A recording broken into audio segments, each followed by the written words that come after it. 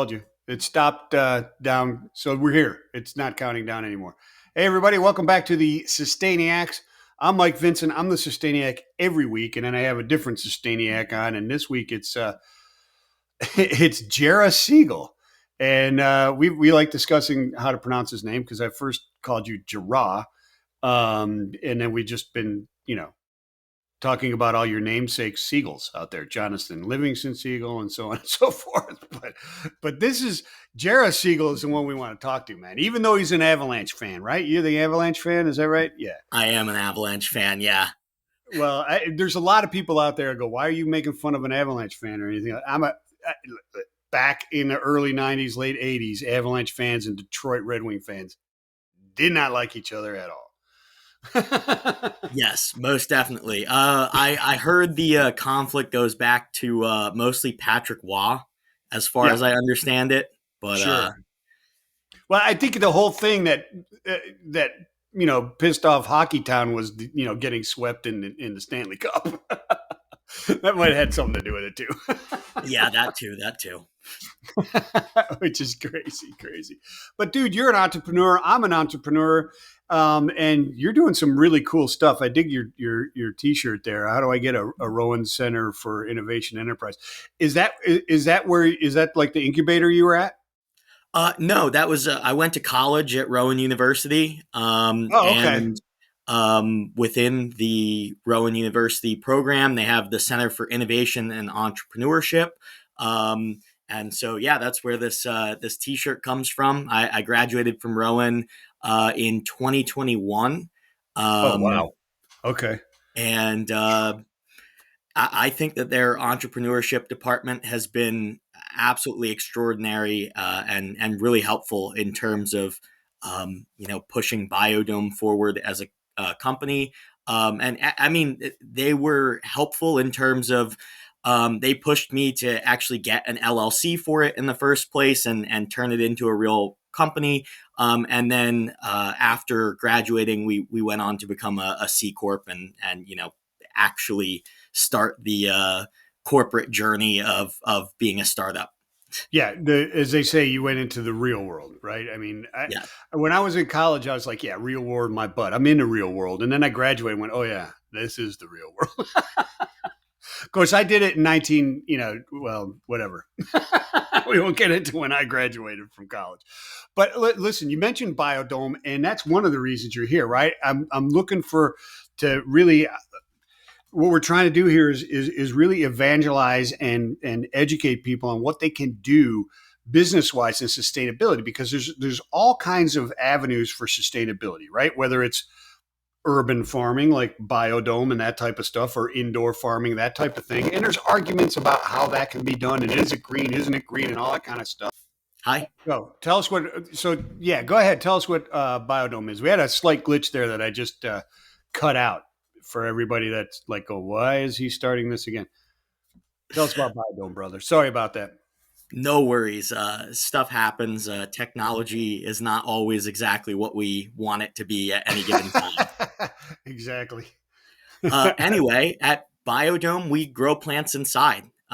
There's a major issue occurring right now. Unfortunately, most, if not all people living in cities or urban areas have limited or no access to actual, truly farm fresh fruits and vegetables.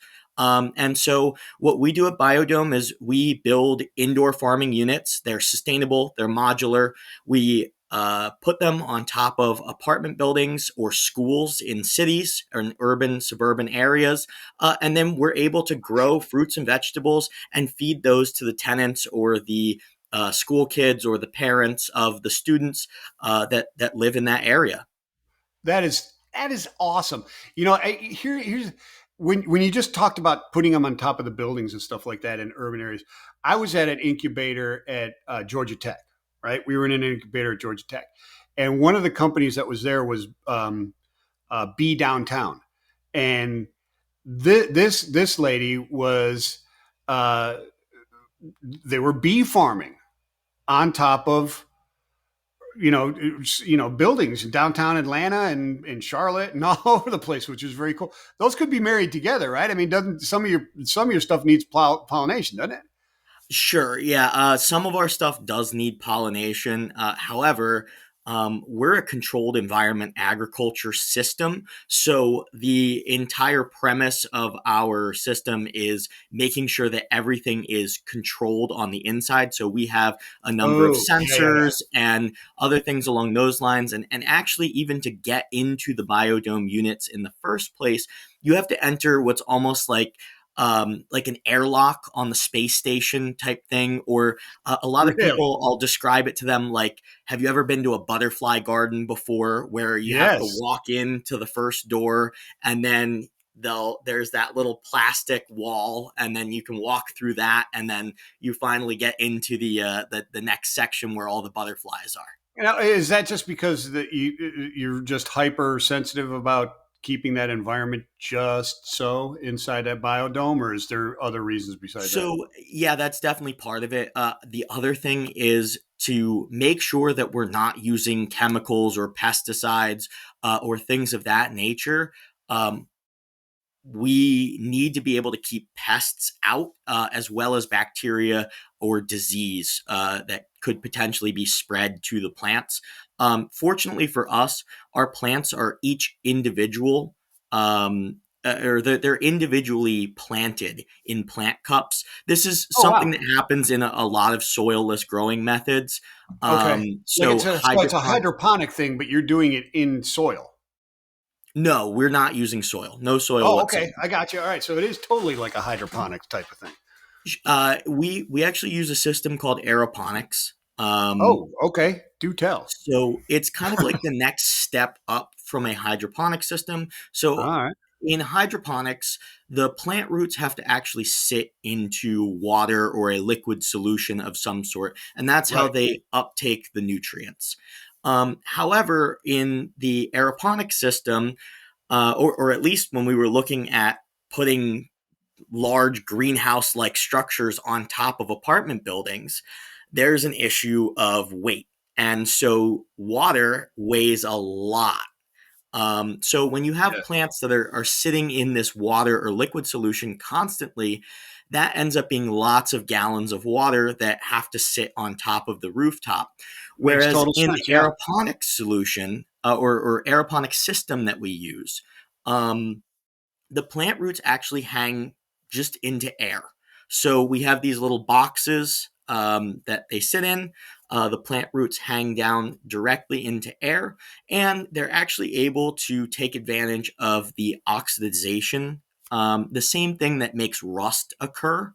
Um, and that allows them to help uptake nutrients So faster. the oxidation, so you're creating like an oxidation reaction to uptake the nutrients into the plants. Is that what this is? Is that what's going No. on? So what happens is the plant roots hang into the air, and Yeah. then they get misted with a super, super, super fine particle of Okay. water and nutrients. Oh, okay.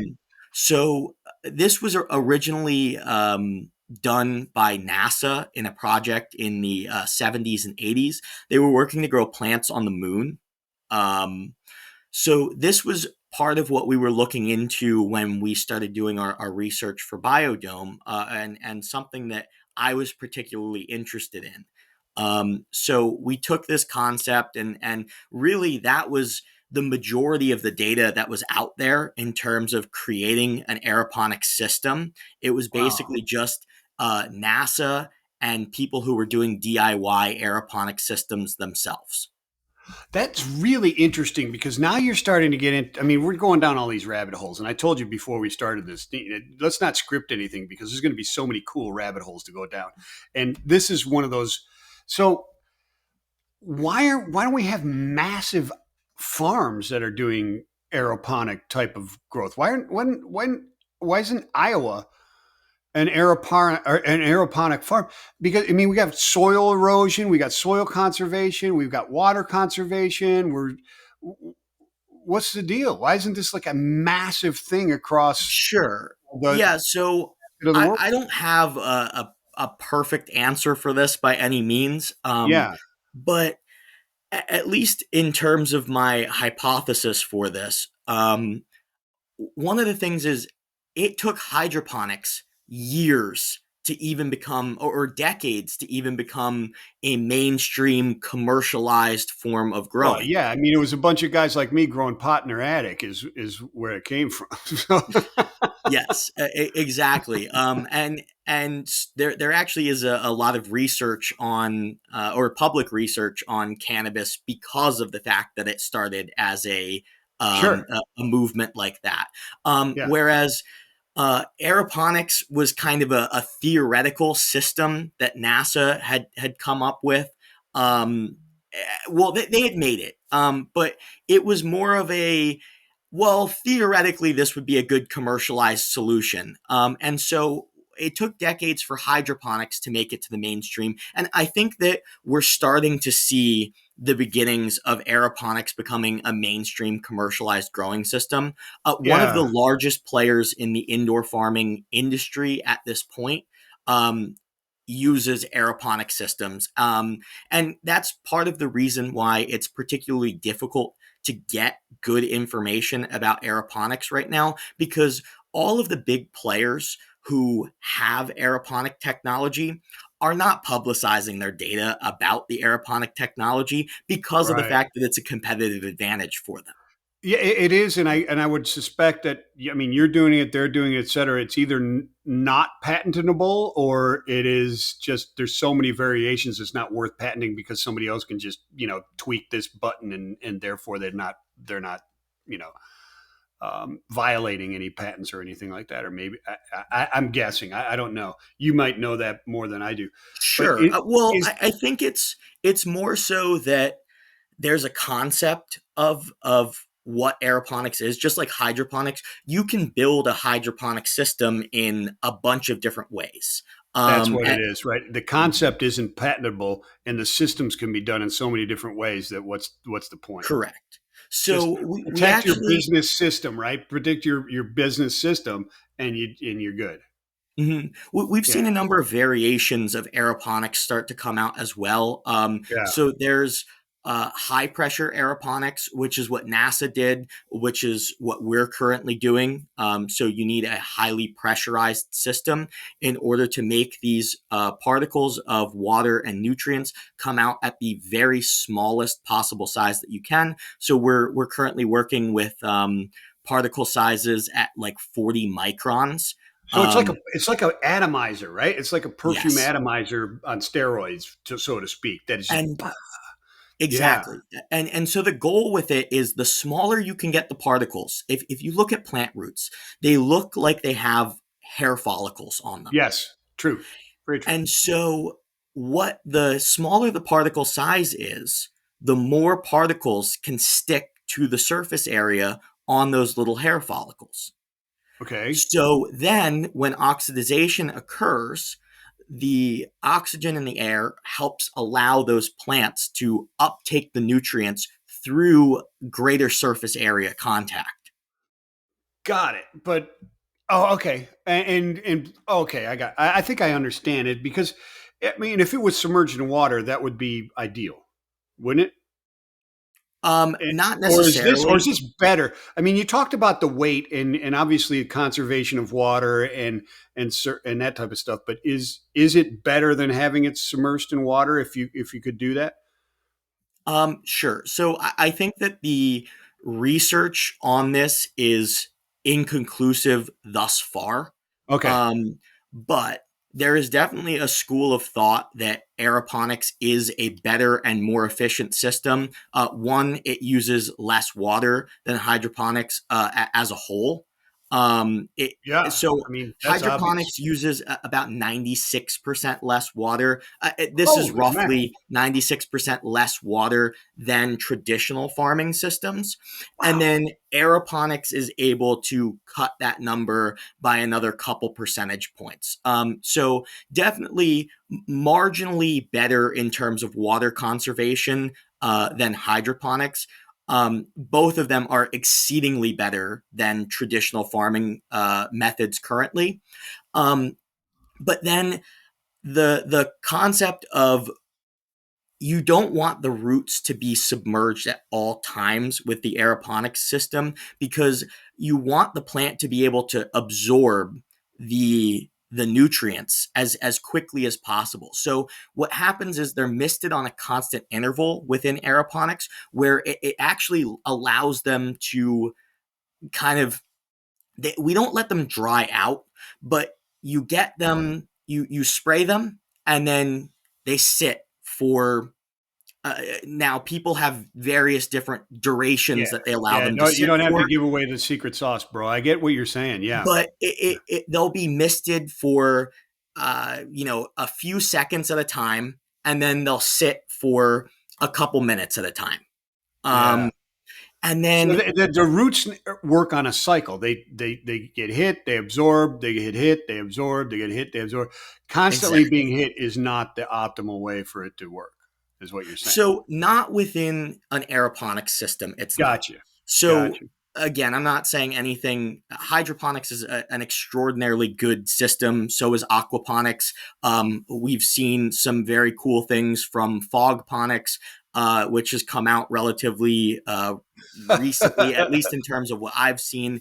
And then there's also low pressure aeroponics systems, which in my mind are glorified hydroponic systems, I gotcha. as What opposed to about necessarily cloud true. ponics? Is there cloud ponics? I haven't heard of cloud ponics listed. I'm just taking it to its logical extreme conclusion. Uh, that is really interesting stuff. Do you think that the adaptation, because you talk about NASA and it just NASA, there's so many things that we have because of the efforts, the space efforts, and NASA's, what they all their efforts, right, and their developments for space. Baby wipes is one of them, right? um which has been, now it's dude wipes, right? Which is kind of crazy. But is it really, and this has come out of NASA, is it really because it was just, now it's becoming obvious that we need different ways to produce food? I mean, like you said, you got the food deserts, which I want to get into and define a little bit more.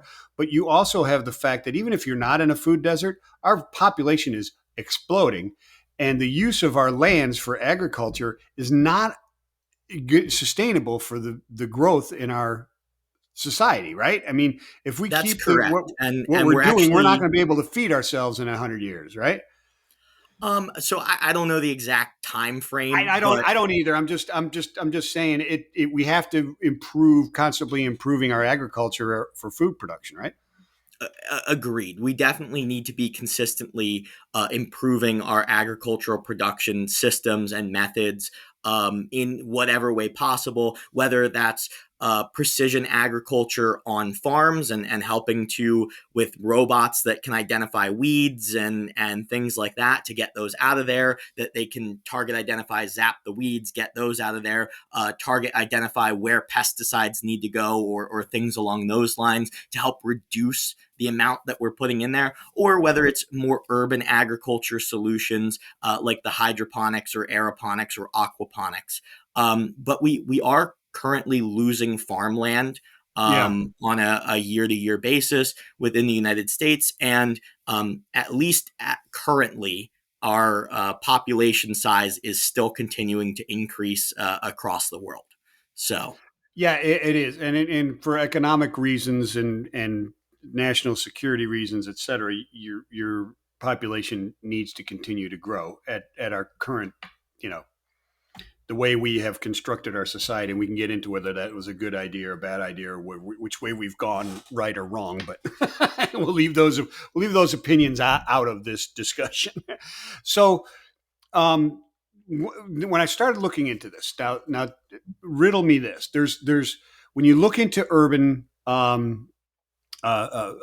farming, right? There's all kinds of different stuff, because urban farming isn't necessarily, you fit in that, but not entirely, because urban farming is somebody's just got a garden in their backyard and they happen to live inside the city limits, right? That's an urban farm, but definitely. technically it is. Those that are doing it commercially are also range from a traditional small plot farm to inside a warehouse with rows of vertical farming, et cetera, and stuff like that, like in Dallas, growing lettuce. Mm-hmm. Those type of locations come under fire for, it's actually worse for carbon emissions, et cetera, because of the amount of water that's being used, the amount of electricity that's being used, and so on and so forth. And there's different ideas as to what should be produced in the urban farm and what should just stay out in, rural America, right? Those things that have to get to market quickly, put it in the urban farms, right? That stuff that can, ripen as it moves and can move in slow movement, that type of stuff, maybe not so much, to balance out that.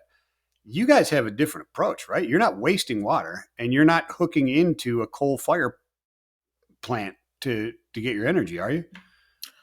Sure. Yeah. So, I mean, we're attempting to not waste as much water as we possibly can. Right. I mean, in terms of our system, we've got proprietary technology at this point, which is surrounding reutilizing the water that's within the system. Uh-huh. And then, so, I mean, the water that we're losing is due to evaporation and what the plants actually absorb.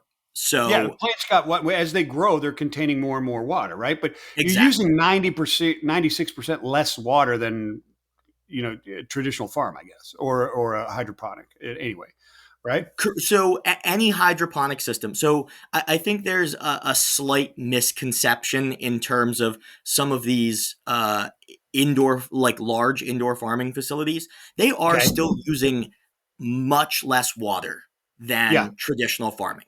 sure, Um, sure. they may still be consuming water, and they a lot of them don't reutilize the water that they have within their systems. They just it's wastewater once it's gone through the hydroponic system. So within hydroponics, you have to fill the tank to Yeah, submerge the plant roots. And then at a certain point in most hydroponic systems, you have to either circulate the water through the system or empty the tank and then refill the tank.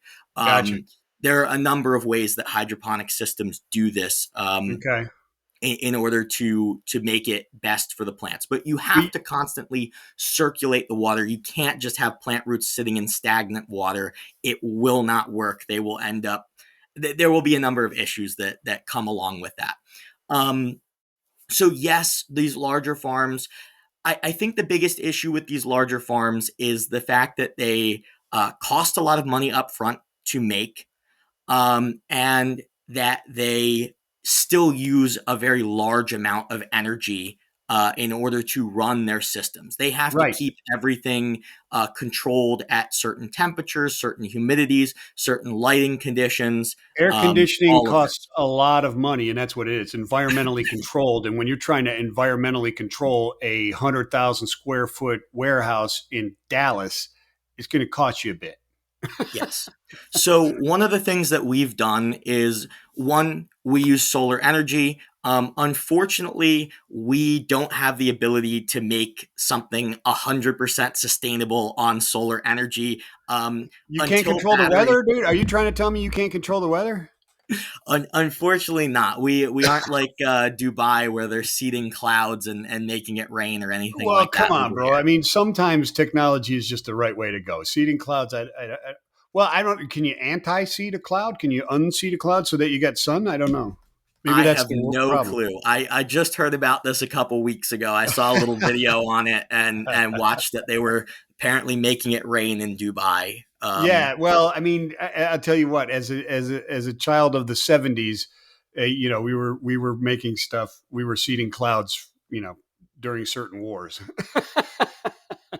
But okay, so you're using the solar energy, and let's get into that a bit more because a lot of these, some of them use, natural light through the roof, and some of them use intense grow lights on the plants specifically, right, with timers, et cetera, that type Mhm. of stuff. Let's talk through that whole setup, dude. I mean, if Sure. you can, So whatever you can give away, the secret sauce would be great. If not, don't. we actually we use both. When we designed the BioDome unit, The whole idea of it, part of the reason why it's a dome is because it gets the best surface area to volume ratio in terms of the light that the plants are getting versus the amount of plants that we can fit within it. It also happens to be helpful for us in terms of we use rainwater collection. So being able to come down the sides of the dome and be collected in an efficient manner is another helpful Fantastic. thing. So we offset all of our water consumption, and that is through our rainwater collection. So we're able to collect and store enough rainwater that we're able to just grow plants with that through the biodome. The biodome has a clear outside or exterior, so what it's able to do is we provide natural lights to the plants or natural light to the plants when that's available to them. And then when that's not available to them, we provide them with the full spectrum or plant lighting or, whatever type of grow lights you choose to use within your Gotcha. system. Um, so our electronic systems are offset. A decent amount of our electricity is offset through the solar energy that we bring in. And one of the other things that this helps us with is our cost structure as well, because by not having to pay for water to come in through municipal sources and not having Mm. to pay for nearly as much electricity to come in, we're able to reduce our growing costs relatively significantly. Yeah. Well, you don't Everything have any within wastewater leaving the place either. So you're not paying sewage costs either, right? Because what you lose correct. is through evaporation, right? Exactly. And to the plants. Obviously plants need Yeah. Yeah. water. Yeah. Yeah. Yeah. Yeah. So it's really only natural processes where we're losing the water. Right. Other And than in your that, solar power, you're as green as the grid is, less the solar power, right? So when it's bright sunny day and you're running full on solar power, you're pretty darn green. And then you're just as green as the municipal energy source is for the electricity, right? So which is it's not a it's n- it is more of a motivation for people to go, our energy grid needs to be more green. mhm. Because Yeah, guess what? Your EV isn't all that green if you're plugging it into a plug that on the other end is a coal plant. Okay. exactly. And we actually, so everything in the biodome is computer automated from Yeah. the except for harvesting. So you actually have to go in and pick fruits and vegetables yourself. But other than that, our computer systems run when the plants get watered, how much water they get, what type of nutrients, the temperature, the humidity, the So lighting. these. It can sense when there's sun outside, when it's a cloudy day. And the thing with plants is most plants don't really have a limit on how long they can do light photosynthesis for. So plants go through two processes. There's the Oh, light photosynthesis and dark photosynthesis. okay. So some plants have the ability to do both light and dark photosynthesis at the same time. Some plants need to use dark photosynthesis where they don't get light for their for light photosynthesis for certain periods of time. But most fruits and vegetables that we're working with currently, um, they're looking at 18 to 20 hours worth of light photosynthesis that they can go through. So the sun obviously is not up for 18 to 22 hours a day, Not unless you but live in Anchorage. Right? exactly. Yeah. If you're up far enough north, I guess you Yeah, do yeah, get. yeah, yeah, yeah. Summer solstice in Anchorage, you get about 20 hours. So that would be about the only place, right? So I get it. I was in Norway actually. I think Yeah, Oslo, yeah. um, and I was out there playing hockey. And I was there during the summertime, and it was kind of strange, just light all day long. It felt like Yeah, you it's had to well wear the sleep land of the masks to midnight get to sun, right? I sleep. mean, it's Yeah. yeah, that's crazy. So let me ask you this: does that mean that the production is faster because it can light photosynthesize more hours during the day in your system? Yes, exactly. So, between the increased nutrient uptake that both hydroponic and aeroponic systems, as well as aquaponic systems, can provide, and the artificial lighting that we can implement as well, and this is almost every large commercial scale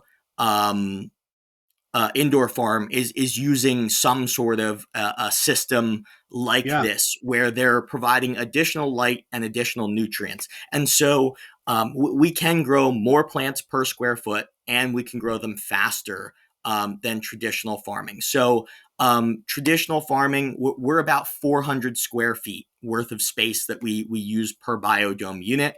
Okay. Um, and we can grow about 1,900 plants per biodome. Okay. So that, I mean, those Granted, are good. Yeah. this Those are is good not measurements, but it depends on what type of plants they are. You're not going to bring in, exactly. I you're was not going just to about to take get out into it. 4,000 pumpkins out of one of these things, right? Definitely not. So we can grow just under 200 larger sized plants like tomatoes or squash or Okay. stuff like that. Whereas we can grow like 1,700 like microgreens, leafy greens, those types of things. So um, Asparagus. You got to be able to just blow it out of the park with asparagus. exactly. Things along those lines. Those are really, really easy, especially microgreens. They're a really quick turnaround What about time as well. berries? Can you do berries and stuff like We that can within do your? berries. And Okay. and the berries for the most part would go into the larger plant sections. Yeah. And we're working to make our units even more modular. So right now, one of the cool things in terms of how we designed them was we knew that we were going to need to get them on top of apartment buildings in cities. Yeah. And so we said we're going to need to be able to fit every single piece of the biodome unit, even if it's multiple trips or whatnot, inside of potentially inside of a service elevator or up the stairs of an apartment building to be able to get to the rooftop, because we looked into it, and airdropping a biodome with a helicopter on top of an apartment building would cost us an exorbitant amount of money. Yeah. Yeah. It's cost prohibitive. I would imagine using a big ass crane would be pretty difficult as well, right? I mean, Yes. yeah, and plus liability insurances and all that other kind of thing. It's crazy. So okay, so okay, so the uses of these. Let's get into this a little bit. So I'm imagining that you're not growing apple trees and stuff like that, and these aren't for pumpkin farms. These are specifics, smaller plants, high yield type of things, like you said, smaller leafy greens up into your tomatoes and stuff like that. Maybe you're not growing corn and wheat inside these things. It doesn't make any sense. No. But maybe some smaller squashes and that type of stuff could be done inside Definitely. this type of thing. I got you. So talk about what is. I get the whole premise. Let's talk about what is a food desert, because most people think of a Sure. food desert and they think of a village in a third world country that is living off of just sustenance, just they're eating bugs or something like that because they don't have, and the food's rotting on the dock that is coming in from whoever it happens to be, whatever philanthropic effort is trying to feed these people. But you're talking about food deserts where people in the United States, in the urban areas of the United States, don't have access to the same things that I might have in Middle Valley, Tennessee, where I can drive down the road and run into 5 farmers markets in about 2 miles.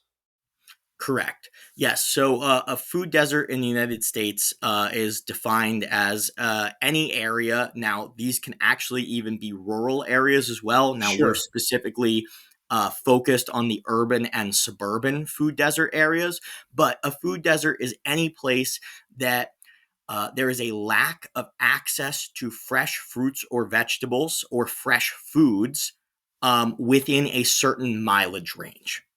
Okay. And without the proper transportation to get, I mean, they're assuming that you don't have the proper transportation to get there either, right? Correct. Because like, I remember when I was growing up, I mean, our nearest grocery store was probably 5 miles away. Mhm. which might qualify as a food desert right now, right?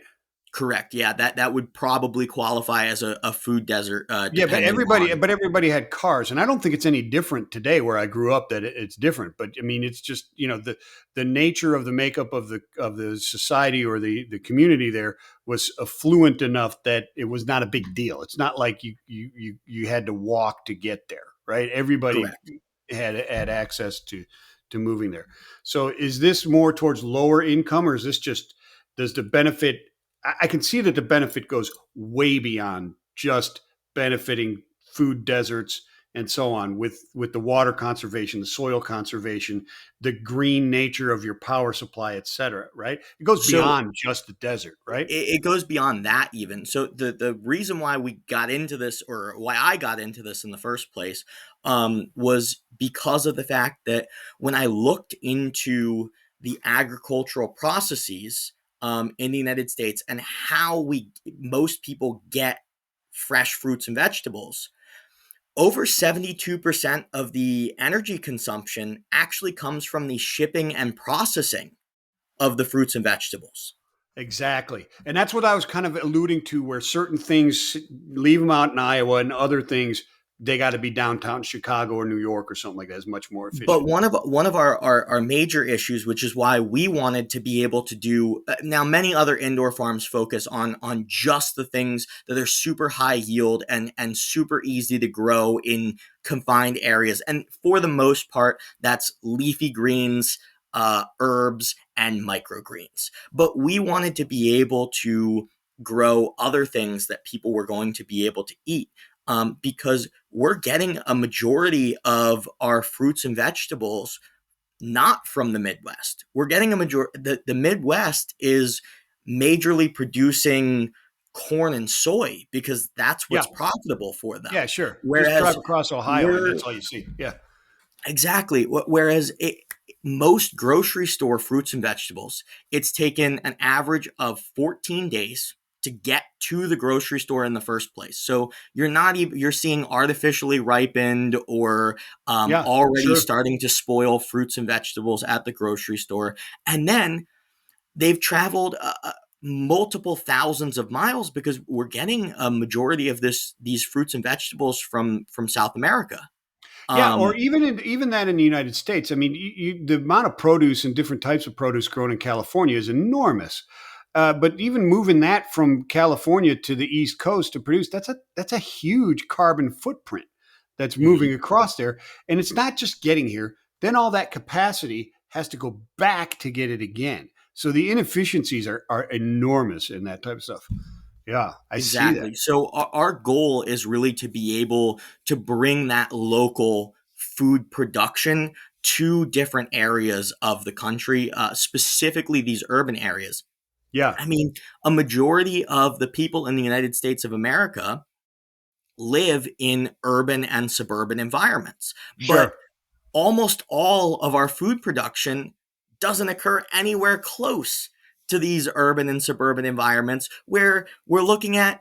I think it's the statistic last time I read was 60 some odd percent of Americans live in urban areas. And if you count suburban areas as well, you're looking at 80 some odd percent of the Yeah, that makes population in sense. the Yeah, US. yeah, I But believe that. all of the agricultural production happens outside of those areas for the most part. Well, it's And because everybody's been waiting for someone like Jerah to come along and solve this issue. I mean, really, right? I mean, this is. I mean, I'm being sincere about this. It's a nascent business that you're in, man. It's a whole blue ocean of opportunity here that you're developing, along with others, but still, right? definitely, I mean, we're definitely looking to be pioneers in terms of small scale or local production within cities, because You're a we farmer, think dude. that. Were you growing up? Did you say, "Hey, I want to be a farmer"? No, I growing up, I wanted to be a pro hockey player. That's what I wanted to be. Well, So same thing. It's really the same thing. Very similar. Um, let me ask you this: does this potentially bring in tropical production? In I mean, we're going to grow, you know, guava in downtown New York City with this potentially someday? So possibly, I mean, I don't know whether guava grows on a tree or not. Well, I'm just saying. I mean, you take your technology and let's expand it out, right? I mean, let's get crazy with it and say, all right, potentially you could make this big enough to grow trees.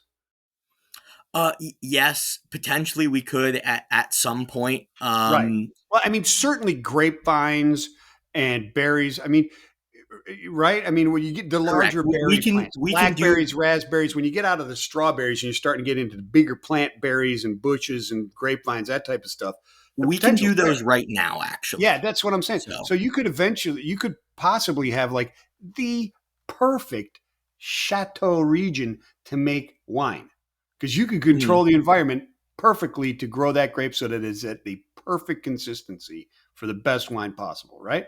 yeah. There was actually Theoretically. a company that came out of either Harvard or MIT or something along those lines, who was working on specifically doing grapes and tomatoes, where they would take historical data from various different, like a specific region in France or a specific region in Italy, Yes. where they had a particularly good grape that year or a particularly good tomato that year, for sauce making, and they're doing this with high end restaurants. I actually I heard about this Got it. company maybe 5 years ago, and I have no clue whether they're in business or Bunch of not to this foodies, day. dude. A But bunch of foodies. Bunch of foodies. I bet they weren't doing white wine either. If you're growing tomatoes for sauce, you're growing a nice red wine is what you're going after. They're not going after the white, I'm sure. I would assume so. I would assume so. So okay, so I see this in your go-to-market strategy. I imagine, man, my brain is just firing off all kinds of ideas. Why doesn't the massive Walmart over here on Route 153 in Hickson, Tennessee, just go 2 stories up and make the whole second story this technology, and then just sell it in their fresh produce right there? That's a great question, and the answer is I don't know. Because nobody's done it before, right? I mean, that's basically. I mean, that's what I mean. If you don't know, then it's probably because nobody's come along and done it, right? Yeah, I would tend to agree there. I think that that's probably a likely thing. I think there's also potentially not wanting to get into the risks of expanding into something like that. I can tell you that Yeah, it's not core business, right? yeah, we've met a another startup that's working. They're called Farms Nearby, and they're working to build a whole sustainable urban grocery store environment with agricultural processes and shrimp production and aquaponics, Shrimp where they can production. do Okay. fish as well, and potentially I think some of these now I don't know if this is them specifically, but I know some of the aquaponics. I know some of the aquaponics farmers are specifically growing sturgeon for the purpose of also harvesting caviar as well. Um, Same people from MIT and Harvard, I guarantee you. yeah, I don't know. I don't know there, but It wasn't the I local mean, community college that came up with that idea. I can guarantee. They'd be yeah. figuring out how to grow hops, which is a good point, right? Could you grow hops in there? Or is that too big of a plant? That's a good question. We'll definitely have to look into that. I'm not quite sure, honestly.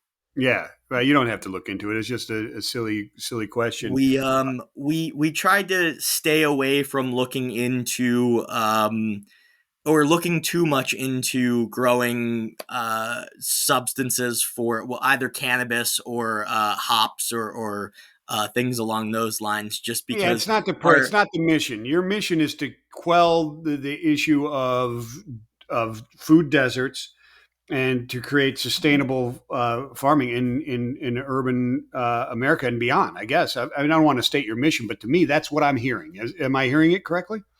exactly. I mean, our mission is to feed people, reduce carbon emissions in the agriculture industry and across the world to help impact and reduce things like pollution Yeah. and climate impact in that manner. And then also to try and help people lead healthier lifestyles as well. Unfortunately, we get and eat a lot of processed foods. Actually, circling this back to food deserts, one of the most chilling statistics that I came across while we were doing research on food deserts was that 82% of people in low income areas in cities do their weekly grocery shopping at corner stores. These are things like a 7-Eleven that these Yeah. people are going to in order to get their weekly groceries. And to me, I mean, I live just outside of Philadelphia in southern New Jersey, right across the Delaware River. And Right. southern New Jersey's the Garden State. And so we have Jersey sweet corn, Jersey tomatoes, farm fresh produce. There are farm stands all over the place in the South Jersey area. Yeah. Um, and it's sad to me, being able to go to my local farmers market and see 40, 50 local vendors, and to think that just up the road, an hour and a half in New York City, there are areas where you most of the people who live there are shopping at a 7-Eleven for not Yeah. I mean, necessarily a 7-Eleven, but a store like a 7-Eleven yeah, yeah, I where they're get it. doing Like their the weekly local grocery quickie shopping. mart, or whatever it is, and their fruit is actually the blueberry filling in a Pop Tart or something like that. I mean, Exactly. I, Or I get it. the I mean, I've been blue into bananas that some. they have on the counter.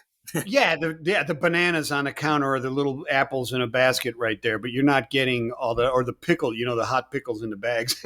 Yeah. They're pretty good actually, but a roller dog is not fresh food, No. is what you're saying. So, okay, that's really interesting. So you could actually have co-ops of farmers as well utilizing this technology inside an urban center, right? I mean, Sure, there's all definitely. kinds of different business structures that could come from this. How are the economics? I mean, what's the I mean, is potentially a head of romaine lettuce out of yours, if it's sitting next to another one in a Walmart or something like that, is the cost similar, better? What is it?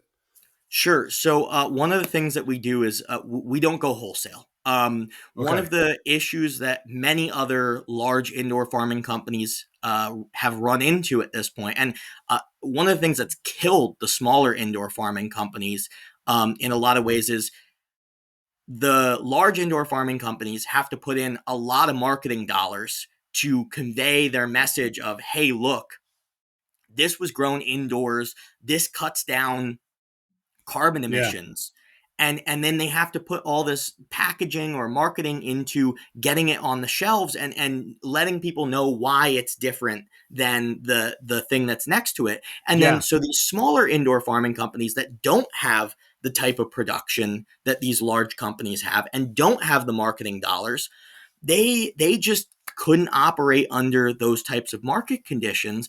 And Sure. so one of the reasons why we're targeting places like apartment buildings and schools is because it allows us to go directly to our consumer.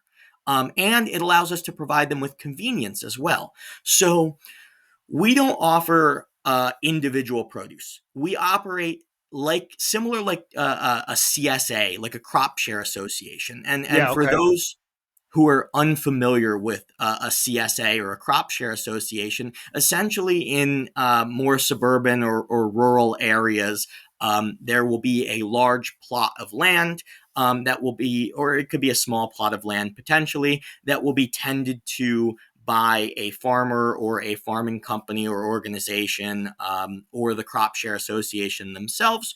And what you can do is you can pay money on a weekly, monthly, or whole summer long basis, or whatever the harvest season that you're in basis. And then every single week, they will provide you with the produce or a share of the produce that is equal to the amount of land that you own within that crop share Yeah. association. Yeah. My, my So my family actually belonged to one of those when I was growing up in Menor. It was quite cool. Very cool. Yes, crop share associations are extraordinarily cool. They really are. Um, they're a little bit inconvenient sometimes, depending on where it is that you live and what crop share association that you're working with, because many of them you have to actually drive to the location to go pick it up. So if your CSA is 30 minutes away, you've got to go once a week or once a month or whatever your time frame is to go pick it up and then Yeah. come back. Um, Yeah. but what we do is we essentially say, hey, look, we'll provide you with X number of produce every single week. And that will come at a subscription fee. And then you can buy, multiples of those subscriptions if you'd like more produce. And yeah. And then along So with that, that's part of your go to market as well. Part of your marketing plan is that type of thing. exactly. That's interesting. I was going to say part of it. I've been in startups and business where I thought it would be better to just be kind of like the intel inside. Don't you don't you're not the marketing guy. You're not the one it's not your brand that's out there. But there's a great amount of money that can be made to just be the part manufacturer, right? So even if it's Dole, to be able to be, that or whatever at Driscoll or whoever the food company is, the farm produce company is, to be that provider for specific amounts of volumes in specific urban areas where they need that stuff. Because even here where I'm at, you go to the Walmart or you go to the local market or whatever it happens to be, sometimes there's just not oregano there, dude. It's just Yeah. not there, right? Or there's just not. But this seems to be one of those where a company could keep product on shelf, which is the name of the game, right? Yeah, I mean, that's definitely something that we could do. I mean, our current model is we sell directly to the people who live in the apartment building Yeah, I or the get it. people who Yeah, attend the school. Their parents is more likely than the actual students of the school. sure. Or we can partner with the cafeteria programs as well at the schools, which helps provide the students with farm fresh produce. We can help with STEM education and helping to let these students know where their fruits and vegetables come from. And we can provide 100% transparency about fruits and vegetables to people. Yeah, Um, no, that's tremendous. What about the penal system? You could even do that in the penal system as well. I worked with Aramark for quite a while in their food distribution. They had contracts to, run all the kitchens and stuff like that. And a lot of these penal, even the high security ones, they have farms. They even raise like catfish and stuff like that in these locations. It'd be a tremendous wow, source for them. I didn't know about that, but that's Yeah, that's no, a yeah. really Take that interesting idea. idea. Take that idea. I'll send you a bill later. Take that idea because no, I'm serious. That's not a it's not a crazy idea if you look into it. That's something that's incredibly important in the penal system is the food supply and the fresh food supply. People don't realize this. They eat very very well inside the penal system. Yes. My experience. You have to hit a very very very strict nutritional guideline when you're feeding the inmates, et cetera. And Mhm. listen, those people are coming out eventually, learning a skill like how to run these type of biodomes and stuff. Be tremendous all the way around. Win, win, win, win, win all over the place with something like that. Definitely. It is crazy Um, stuff. Listen, we're coming up right on our now, time, dude. And what I want you to do is give me your last thoughts, man. What is it that I have not asked you because I'm ignorant really to what you're doing. I'm learning so much. What do you want people to get out of this right now? Tell me what's the big message? I think the big message is that in terms of sustainability and helping to impact the environment and improve whatever it is that we can, it's not about the huge steps that we can take. It's about whatever the next little iteration is to make things slightly more sustainable. How can we bring fruits and vegetables a little bit closer to where the people are? How can we cut um, carbon emissions by just a little bit here and a little bit there, because those are the things that are going to add up over time. And that's really how we're going to see drastic progress over a number of years, as opposed to attempting to make some huge leap right this second. Yeah, Jerah, I could not have said it. I could not have said it better. It's really it's inspirational, and it's exactly the thing. I really love what you guys are doing. I love the concept and everything you're doing. Moreover than that, it is the whole idea and concept that you're taking a need, a social need, an environmental need, and new technology and bringing it forward to create a sustainable business, not only sustainable from an environmental standpoint, but it's a viable business model that actually works. It doesn't rely on human altruism, which is all fine and great, but it waxes and wanes, and you can't build a business on that. And it's a lot of times why really good intentioned efforts die, is because it can't sustain itself as a business, and that's what you really need to look for. And smart people and entrepreneurial minded, spirited people like yourself is what's needed.